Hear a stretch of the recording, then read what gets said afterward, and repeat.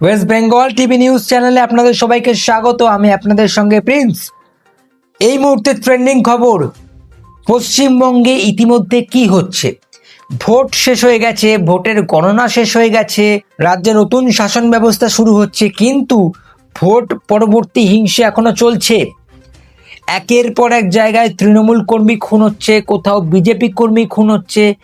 এরকমটা কেন? গতকালকে আমরা সকালে দেখেছিলাম মমতা বন্দ্যোপাধ্যায়ের বাড়ির সামনে পুলিশ মোতায়েন করা হয়েছিল, ব্যারিকেড ছিল। অভিষেক বন্দ্যোপাধ্যায়ের বাড়ির সামনে পুলিশ মোতায়েন করা ছিল, কিন্তু আজ অনেকটা আলাদা। এই কলকাতা পুলিশ কিন্তু এখন পুরোপুরি শুভেন্দুর দিকে। এই কলকাতা পুলিশ একসময় মমতার সঙ্গে থাকতো, এখন শুভেন্দুর দিকে। সুতরাং বলা যাচ্ছে যে এইবারের মুখ্যমন্ত্রী শুভেন্দু অধিকারী হবেন। 9 তারিখ, 9 মে, 25শে বৈশাখ শপথ পাঠ। শুক্রবার স্বরাষ্ট্রমন্ত্রী অমিত শাহ তিনি কিন্তু আমাদের রাজ্যে আসছেন 9 জন মুখ্যমন্ত্রীকে নিয়ে। অন্যান্য রাজ্যের 9 জন মুখ্যমন্ত্রীও সেই শপথ পাঠে থাকবেন, ব্রিগেডে সেই শপথ পাঠ হবে। এবং এই শপথ পাঠের পরেই আমাদের রাজ্য নতুন মুখ্যমন্ত্রী পাবেন। কিন্তু প্রাক্তন মুখ্যমন্ত্রী মমতা বন্দ্যোপাধ্যায় তিনি নিজের গদি ছাড়ছেন না, তিনি গদি ছাড়তে ইচ্ছুক নন। তিনি বলছেন আমি এখনো হারিনি, এবং এই যে ভোটটা হয়েছে এই ভোট নিয়ে তিনি সুপ্রিম কোর্টকে আপিল করেছেন। সুপ্রিম কোর্ট সেই আপিলটাকে মেনে নিয়ে বলছে এই ভোট আবারও পূর্ণভাবে শুরু হবে, নতুনভাবে শুরু হবে। এই ভোটের দিনক্ষণ কবে হবে সবটা কিন্তু পরিষ্কারভাবে বলে দিয়েছেন সুপ্রিম কোর্ট। এই ভোট, এই বিধানসভা ভোট আবারও পুনর্নির্বাচন হতে চলেছে, যেটা হবে 2031 সালে। সেখানে আরও একটা সুযোগ পাবে তৃণমূল কংগ্রেস, আরও একবার সুযোগ পাবে মমতা বন্দ্যোপাধ্যায়।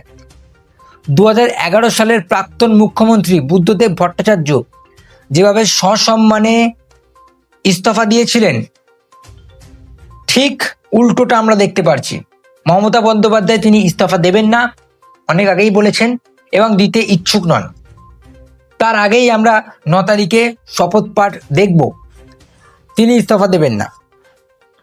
এটাই হচ্ছে পার্থক্য বুদ্ধদেব ভট্টাচার্য আর মমতা বন্দ্যোপাধ্যায়ের মধ্যে। এই যে ভোট পরবর্তী হিংসে, মারধর, খুন, এইগুলো কিন্তু তৃণমূলের একটা কারসাজি। আমি আসছি সেই ঘটনায়।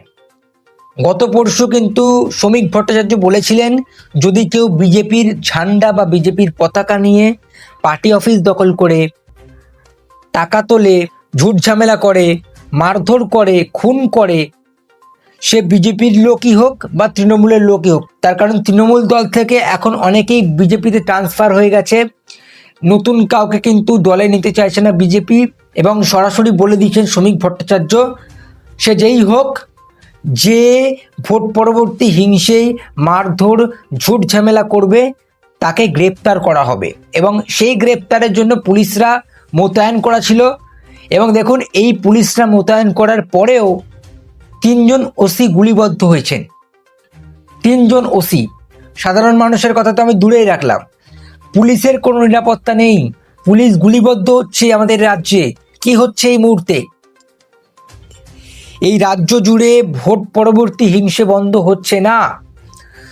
যতদিন না শপথ পাঠ হচ্ছে ততদিন এই ভোট পরবর্তী হিংসে চলবে।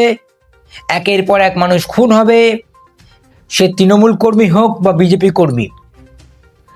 গতকাল শ্রমিক ভট্টাচার্য বলেছেন যে এই মুহূর্তে 2 জন বিজেপি কর্মী খুন হয়েছেন, মারা গিয়েছেন, কিন্তু যদি আজকে বিজেপি না জিততো, তৃণমূল জিততো, তাহলে 2 জনের জায়গায় 2000 জনও মারা পড়তে পারতেন। কথাটা একদম সঠিক কথা।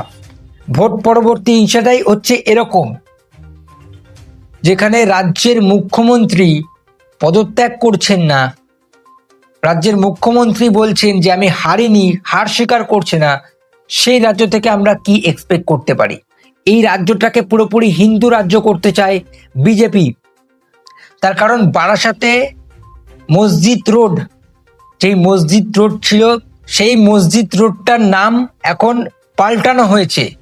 পাল্টানো দরকার, চাই বিজেপি সরকার।